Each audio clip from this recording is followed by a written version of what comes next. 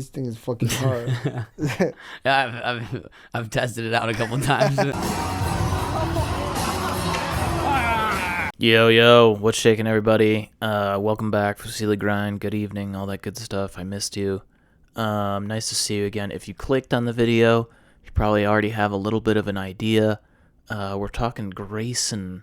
We're talking Grayson Fletcher tonight. I know, a little bit left field for me. Not really our usual fare here on the show for Silly Grind. It's not an European tech ledge creative god.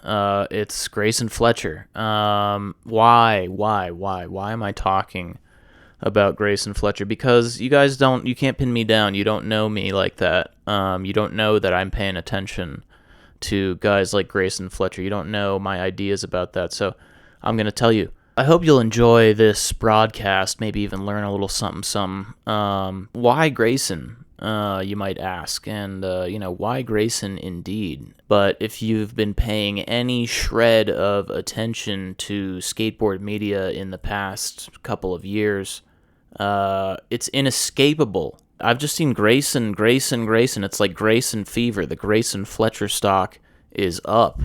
And basically, I'm just trying to get to the bottom of why are we seeing so much Grayson? Why are they pumping the Grayson assets lately? Why has the Birdman, Tony Hawk, hitched his wagon to Grayson? It just seems sort of all of a sudden for a guy like Grayson, who's kind of always been, in my opinion, a little bit behind the scenes, away from, what's hot in the mainstream, doing kind of 4 or 5 tricks, skating transition, doing a lot of ollies, that sort of thing. He's exceptionally well known for his ollie 1-foot technique, or ollie north. I'll say something about that at the end, I promise. It just seems sort of random and abrupt to have Grayson plastered up all over everywhere. So I did what any good skateboarding internet investigator would do. I went deep on the Slap forums.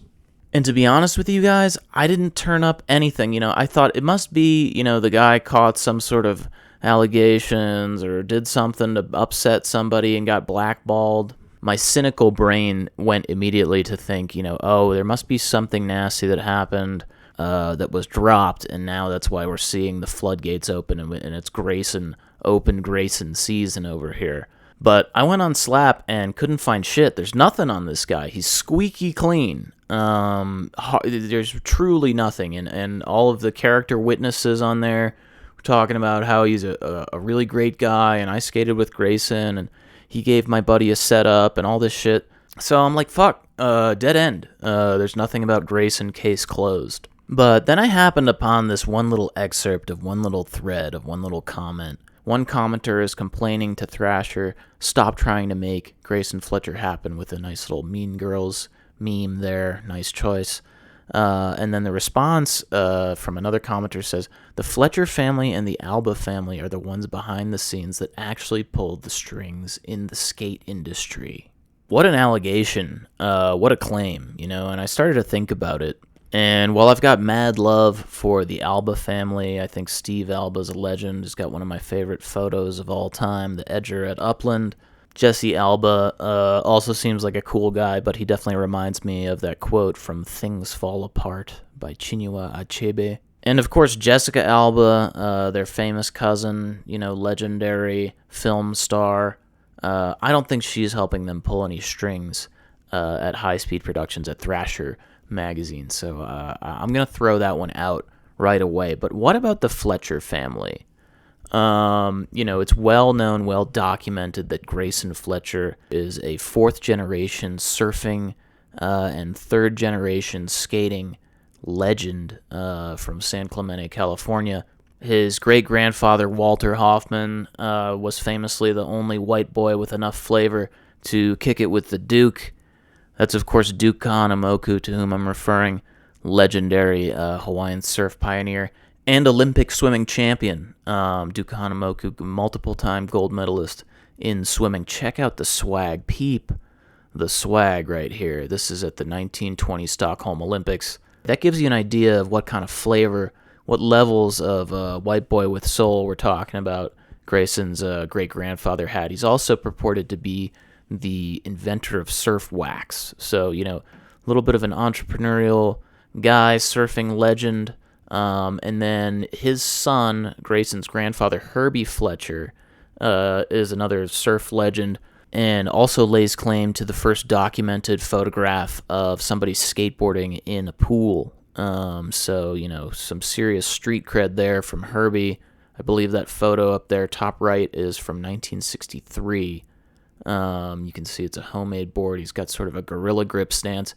You'll see that his stance eventually trickled down over the generations. It's kind of how Grayson skates today, how Herbie skated in that pool in 63. Then Grayson's dad, Christian Fletcher, another, surfing innovator, sort of brought airs and trying to get big air off of waves into surfing. Before that, I guess people were just swirling around and getting pitted and that. I know nothing about surfing, by the way, guys. If you couldn't tell by now, I know absolute jack shit. And then we get Grayson. So, it's a very surf-heavy dynasty. Not a lot of skate history, really, other than that pool photo until we get to Grayson. But definitely well-established in the surf world. What's up, you guys? I'm in the editing bay right now, and I remembered a point that I wanted to make when I was recording this, but I forgot to put it in there.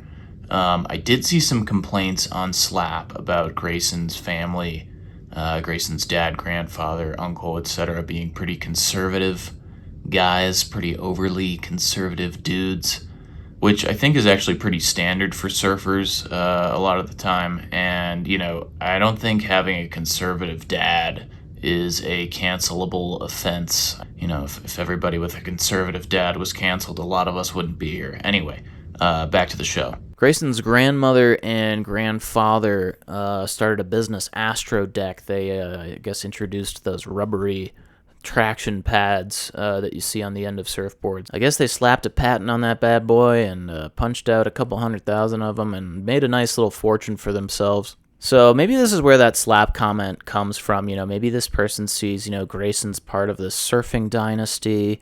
Maybe he's got Grayson pegged for a little bit of a Nepo baby, rich kid type beat.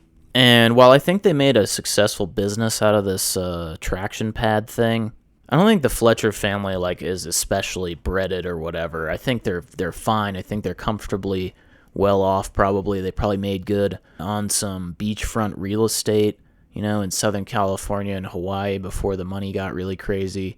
I could see that. But what I don't see is the Fletchers reaching over into the Thrasher sphere, reaching over into the core skateboarding world with any of their businesses.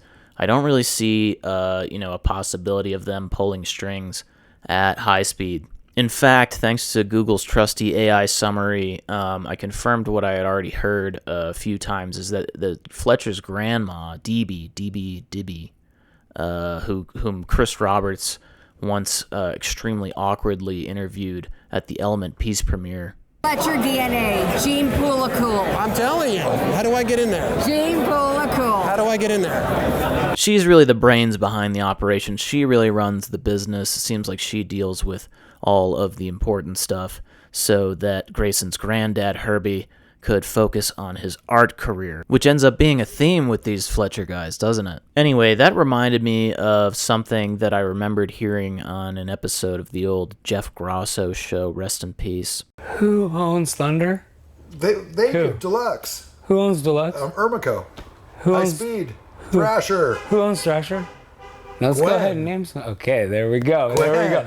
Gwen Vitello. Done. Clean. There it is. Where Jason Jesse and Grosso explain basically that Thrasher and Deluxe and all that stuff is basically run by the women, namely Gwen Vitello, Fausto Vitello's widow. And then that got me thinking about how instrumental Megan Baltimore was in the business enterprises behind World Industries and later on Crailtap and to this day Crailtap. Basically, the thing with Grayson's grandma helped me recognize this trend where, historically in skateboarding, the skate guys who build a brand, the guys who bring, the skate content or the skateboarding itself to a brand might often be a little bit too fried and can't be trusted with the books, with all of the important back office stuff, HR, accounts payable, purchase orders, all that fucking nonsense. So shout out to you, those amazing women, wherever you are, who keep the skateboard industry running. while the boys are all running around punching themselves in the head. Speaking of punching themselves in the head, let's get back to Grayson. I went back as far as I could go, in the annals of Slap and YouTube, and it seems like the late aughts, early 2010s, Grayson was getting boards from Flip. Then Anti-Hero took a pass at him. I think gave him some boards, maybe even had him out on a trip or something, but it didn't take. Saw a lot of people whining about that on Slap, and then he went with Element. I could do a whole other video on Element and what Element means in this day and age. It's basically no longer existent in the U.S. They got Vincent Malou, which is cool. They still have Jaco Yanin, Vittorio Mendonça, a couple of cool skaters over on sort of a global/Euro program. But as far as the U.S., Element's basically cooked. Okay, maybe I don't need to do a video on Element. There it is. I just told you everything right there. Then after Element Peace, when everybody kind of dipped, Grayson dipped as well. And then he got on Arbor. Very interesting, very rare choice. With the likes of Shuriken Shannon and fucking, what's that guy's name? Ace Pelka. Oh my God. And that's when I thought it was done. That's where I thought, we're not going to see any more Grayson. That's it. That's the end of Grayson. They let him put his own artwork on his decks. Yes, Grayson Fletcher is a visual artist. He's done a gallery show. His stuff looks like a really shitty version of Basquiat, which there are too many white guys out there doing. Thank God he's good at skateboarding too.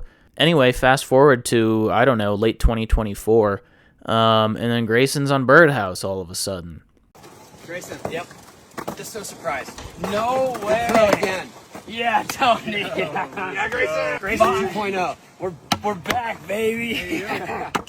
And we're all kind of like, huh? Grayson on Birdhouse? I guess so. I don't know. Why? Well, my theory behind why is, what skateboarding is in 2025, what the media landscape is in 2025. What's important in 2025 is social media and going viral, and having camera presence. Grayson's got a little something about him. And, among modern transition skaters, there's not a lot of personality. There's not that much going on. Just listen to this interview between Grayson and John Cardiel at the Vans Park Series. Hey, what's up, everybody? I'm here with John Cardiel, every pro skater's favorite skater, the all-terrain vehicle. What do you think about this new park, John? Oh, it's insane, man. And the fact that they're leaving it here for the people of Salt Lake City to rip at, it's fucking insane, man. I think that shit should be in the Library of Congress for historical significance. Ethnographers in 250 years are going to want to know how fried skateboarders spoke, and you got a perfect microcosm there. Grayson's got a little something about him, whether you like him or hate him. He's got a lot of looks, pretty broad range on his looks. He's an actor. He was in a short-lived HBO series about surfing, John from Cincinnati, playing a little surf kid, the role that he was born to play.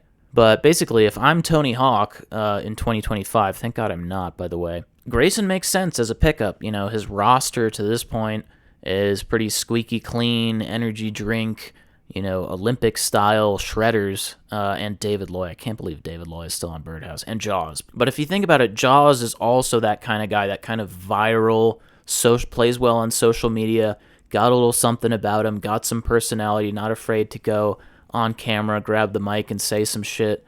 So if I'm Tony Hawk in 2025, I see Grayson, I see him going viral. He looks at Grayson and he sees dollar signs. And we know that Tony Hawk is all about his money. So, respect to the GOAT for that. But, skateboarding has never been more susceptible to these types of avenues of promotion. We've got Nardwar versus P-Rod. We've got Evan Mock on You Name It fucking podcast about whatever. And we've got Grayson on Cheeto Vera. So, for you skaters who don't know anything about sports, like everybody that goes on the bunt, Cheeto Vera is an Ecuadorian MMA fighter. I didn't even know really that much about him. I had to look him up. He's got a podcast, of course, like all these fight guys do. But he's interested in skating. He's a skate fan. He has a mini ramp. He likes to skate in his free time. He also had Matt Berger on after Grayson, which I thought was pretty funny and random. I can't think of two more diametrically opposed guys stylistically. But I have to imagine that, the tutelage of Grayson's new boss, Tony, is sort of what pushed him in this direction to go do some junkets on the Cheeto Vera podcast. Super random, super weird.